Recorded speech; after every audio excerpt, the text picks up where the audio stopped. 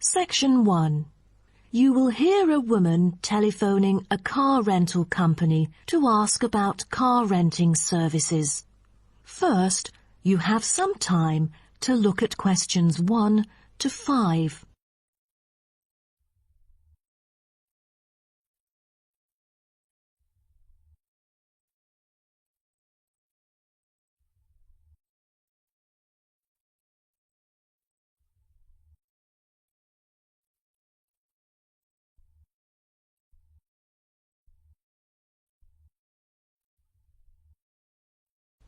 You will see that there is an example which has been done for you.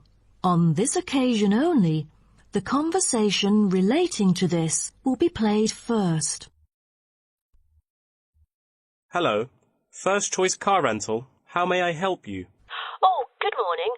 I'm calling for some information about your car renting services. I'm an American, and I will be going on a family holiday to your city from Ohio next month. The woman says that she is an American, so American has been written in the space. Now we shall begin. You should answer the questions as you listen, because you will not hear the recording a second time. Listen carefully and answer questions 1 to 5. Hello. First Choice Car Rental. How may I help you? Oh, good morning. I'm calling for some information about your car renting services. I'm an American, and I will be going on a family holiday to your city from Ohio next month. Okay, no problem. It's our pleasure to serve you. Could you please tell me your name and contact information first? I'm Caroline. That's Caroline.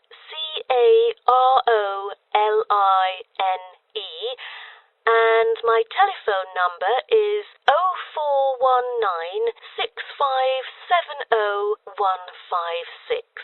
0419-6570-156. Okay, I've got that. And how can I send you our quotation? If you are satisfied with our arrangement, is email all right, or should I send it by post? The latter, please. I'm afraid I'd prefer to read it on paper.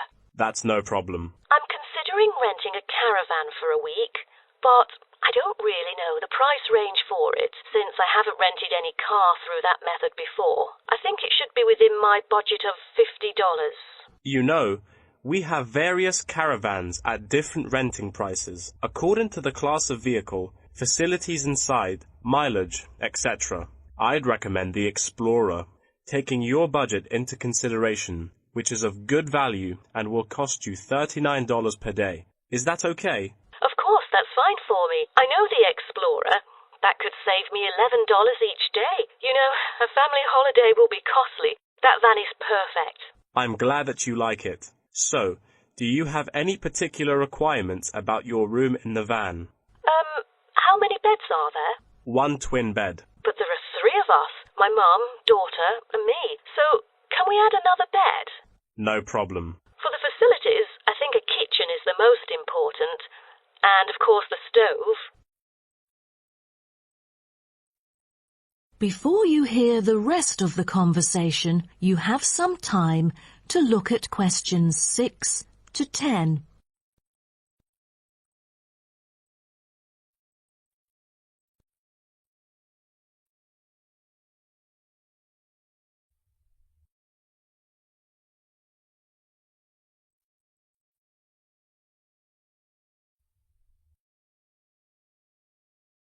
Now listen and answer questions 6 to 10.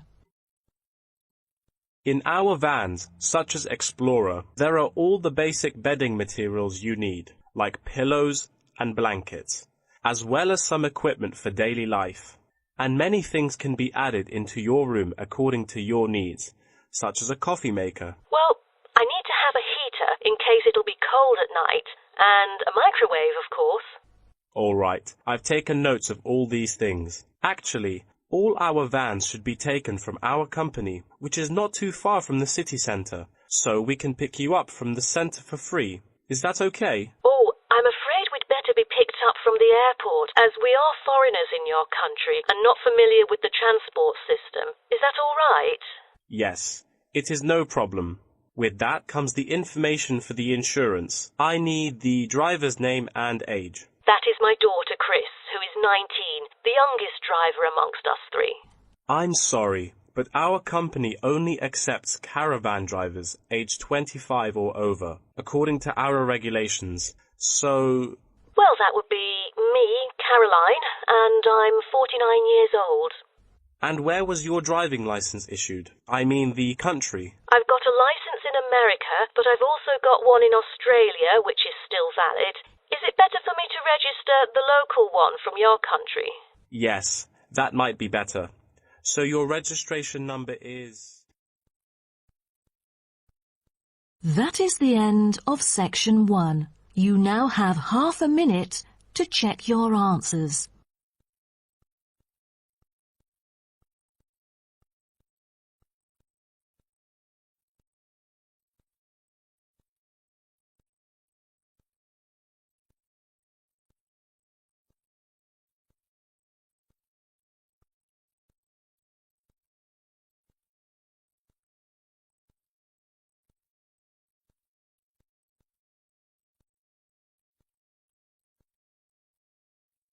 Now turn to section 2. Section 2. You will hear a representative from Easy Travel Travel Agency explaining to some customers the benefits of her company. First, you have some time to look at questions 11 to 15. Now listen carefully and answer questions 11 to 15. Hello everyone. Now you're here because you're interested in travel, right? And you're in the right place. For Easy Travel, we have the best deals for the best locations. We specialize in eco-travel, or holidays designed to get you amongst nature, ignoring the hustle and bustle of big cities. So whether you want to hike in Nepal, as many people do, or follow some jungle paths in the rainforests of Queensland, we can give you the best deal. If you look at our office here, you'll see our overseas consultants. That's for trips overseas, obviously, to Europe, to North America, but primarily for the Asian market, which is generally more popular in this part of the world. Most people like that touch of the Orient, right? But they also like the domestic market, since this country offers its fair share of beautiful natural vistas. What about the deserts, anyone? What about some striking red rock gorges? Then talk to our domestic consultants who can arrange anything you want. But they deal with the accounts in the morning, so you'll need to talk to them in the afternoon. And remember, our office doesn't open at night, sorry to say. Now, around the outskirts and outer regions of this city, there are many beautiful places that you might not be aware of, and the advantages of these regional locations are many. Mostly by being closer, some of them can be done in a day tour. Yes, it's fast and convenient with none of those long-haul bus trips which often leave you cramped and uncomfortable and stuffing heavy suitcases into luggage racks. But I should tell you about our buses, those that are needed for the somewhat more distant holiday destinations. They definitely do not suffer from those problems I just mentioned. We use the services of the famous Sleek Line Company, whose buses are known as the very best. Yes, they are big, yes, they are comfortable, but what makes them especially different is the personal attendant who accompanies the driver, ready and willing to serve you and ensure that your trip is the very best. So whether it's overseas or local, we can certainly give you what you want. Now, do you have any questions? Before you hear the rest of the talk, you have some time to look at questions 16 to 20. Now listen and answer questions 16 to 20. Right, let me orient you to our main Easy Travel office here. On this table right beside us are travel magazines for you to browse through, and on the wall next to that are many more for all parts of the world. Our 4 travel consultants sit over there on the other side of that long counter. That's right, 4 of them, side by side, all serving various regions. Now, let me tell you their specific functions. Firstly, the consultant on the left, next to the plant, is the local tours consultant, serving tours in the immediate vicinity of this city. Next to her is what we call regional tours, targeting the statewide options. Next to her is the interstate tours, and that can involve either buses or planes. In the former case, utilising the Sleek Line bus service, as you know. And finally, next to her in the corner is General Inquiries, which is self-explanatory. If you have questions of a general nature, rather than one relating to specific destinations, you can go there. Now, as I said, we can do international tours, and for that you need our big office, just through that door, the one between those two plants. However, if your international tour is in the Asian region, which is generally our most popular option, then we deal with that in a separate room, the one opposite international tours, but not the corner one. Just go through that door on the left, the one next to that cupboard. The door next to that is, in fact, our general office, so please don't go through there. That's reserved for staff members only. That is the end of section 2. You now have half a minute to check your answers. Now turn to section 3. Section 3. You will hear a man called Frank talking to Dr. Lindsay about what he should study if and when he returns for further classes. First, you have some time to look at questions 21 to 25.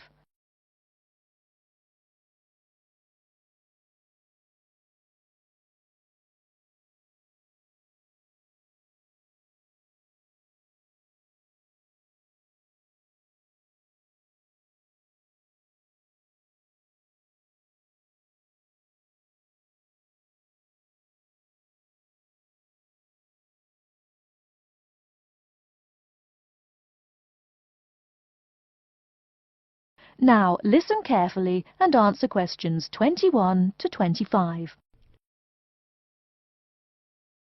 Hello, are you Dr. Lindsay, the returning students advisor? Yes, that's right. Are you Frank? Your appointment wasn't until 2, but that's okay. Please come in and have a seat. Thanks.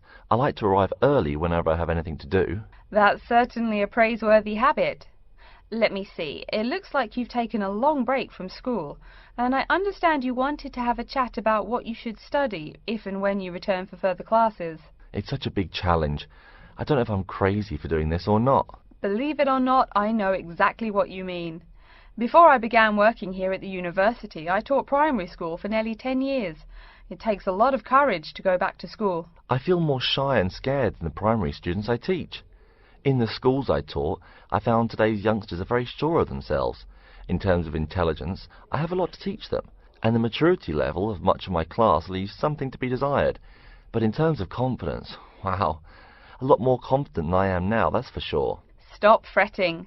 A brave man is a coward who refuses to run. Let's talk about your strong points. You seem an intelligent man.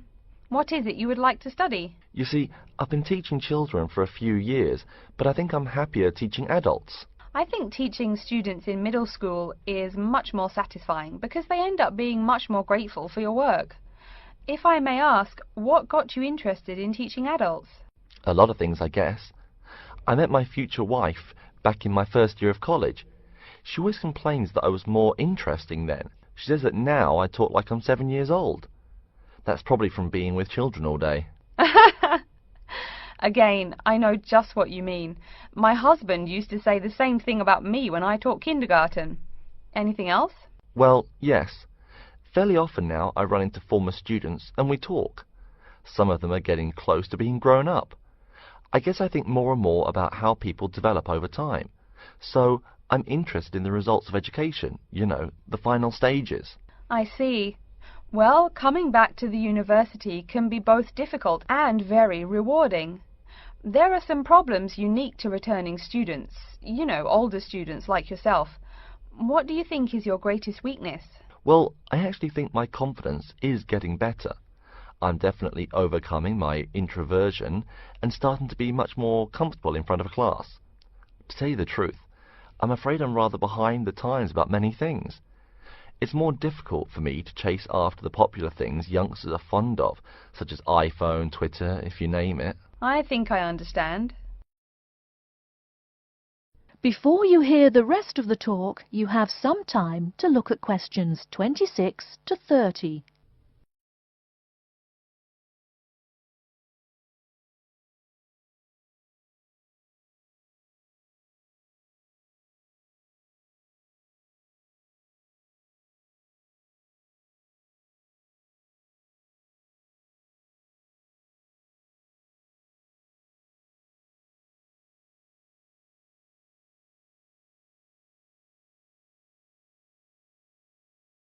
Now listen and answer questions 26 to 30.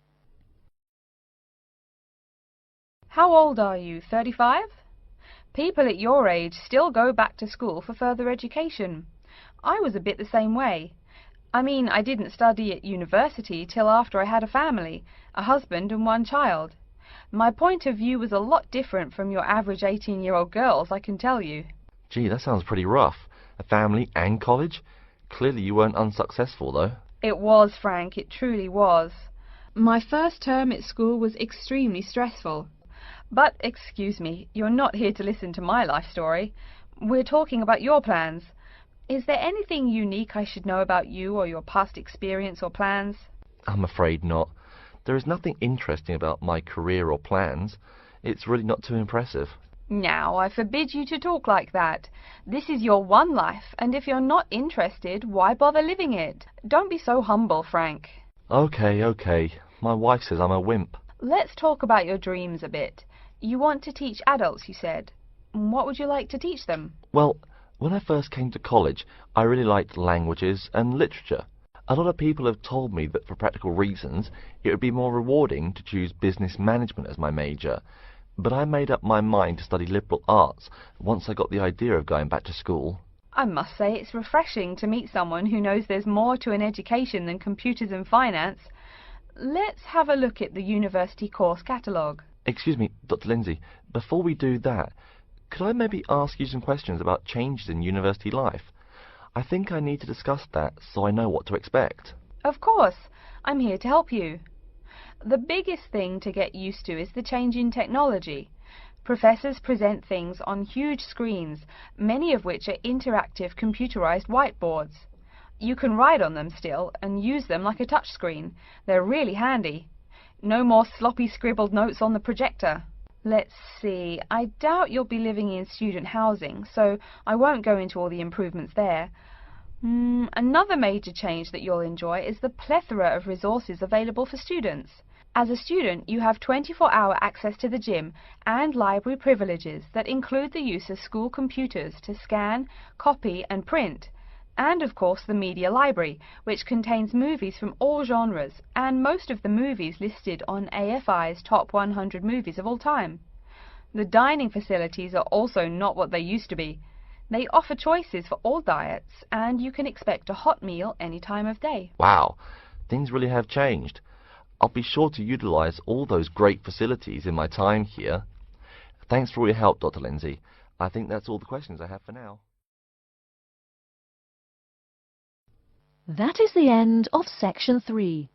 You now have half a minute to check your answers.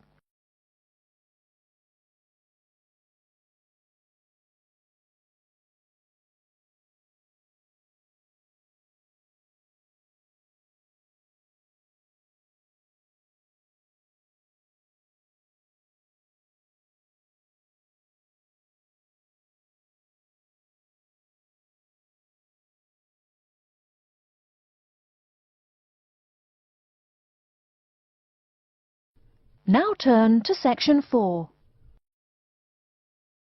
Section 4. You will hear a lecturer talking about the movement of population towards cities. First, you have some time to look at questions 31 and 32.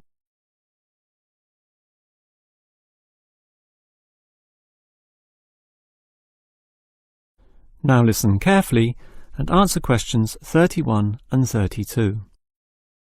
If you consider the farms of old, the type your father or grandfather grew up on, they were small and labour-intensive, requiring lots of workers.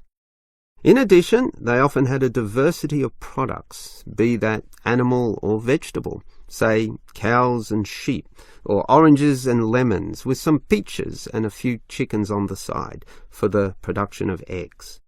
The many workers involved raised their families who needed products and support services, such as medical clinics and schools, so the small country towns had mercantile activity, storefronts and community participation with all ages present and a distinct town culture.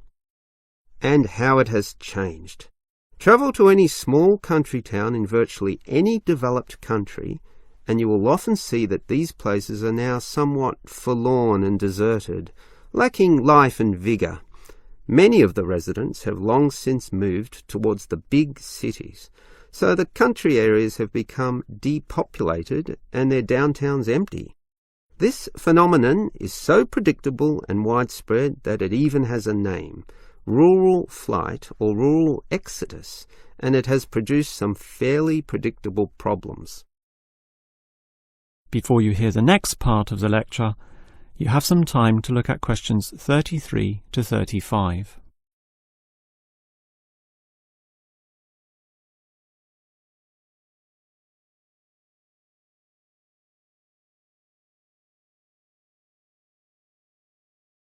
Now listen and answer questions 33 to 35. As for the causes of rural exodus, the most obvious is the industrialisation of agriculture. This comes in two aspects, one of them being monocultural farming practices. What this means is that it is now more efficient to have one product and focus on its needs almost exclusively. So, for example, animal husbandry will usually involve a single type of animal, say pigs, but with huge factory farming techniques, or, in other words, the second aspect, economies of scale. This means instead of 200 pigs, there'll be 2,000, tightly fitted into small pens or cages, with high-density waste disposal and automatic feeding systems. Yet, despite this huge size, it can all be controlled by just a dozen farm workers pushing the right button. You might not like it, but in a competitive market, the cheaper the overheads, the better, and one can't argue with market economics. It's simply the way of the modern world, and it has changed the face of rural districts, mostly for the worst. Before you hear the rest of the lecture, you have some time to look at questions 36 to 40.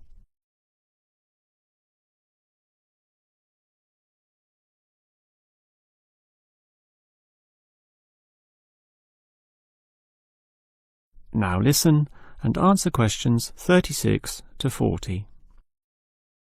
We can talk at length about the problem of rural exodus, but what about solutions? Well, there is certainly some cause for hope, since many are now feeling the negatives of increasing urbanisation, negatives which the countryside generally does not have. Thus, tourism, for example, is certainly one avenue of revenue and revitalisation. The most important consideration here is that the local residents themselves participate in developing such initiatives and deciding what happens, since outsiders, be they state government or city-based planners, do not fully understand the local settings, the possibilities which may be on offer, or the town culture, since even small rural areas can be highly distinctive from neighbouring ones. For example, the Daylesford area has developed a tourist industry based on the natural springs there, putting forward the angle that this water is relaxing and revitalising for the health. There has been the development of spas, saunas and small-scale accommodation within its picturesque hillsides. And another solution is to utilise the predominant local product. This takes advantage of the fact that many city people are developing a dislike for factory-produced and packaged foodstuffs. They are becoming interested in products that can be sold directly to them at a cheaper price while preserving all the freshness from the tree or animal. It is important here that the country area is not only characterized by a specific product, but markets this idea well. For example, many areas of country Victoria have developed widespread grape growing and winemaking facilities and encourage wine tasting tourism, now a thriving industry with an international patronage. Similarly, Harcourt is famous for apples, Shepparton for mature cheeses, and Mildura for its citrus products. Such strategies, done well, give hope that rural areas can revitalise somewhat and once again be lively and interesting places to live in. That is the end of section 4. You now have half a minute to check your answers.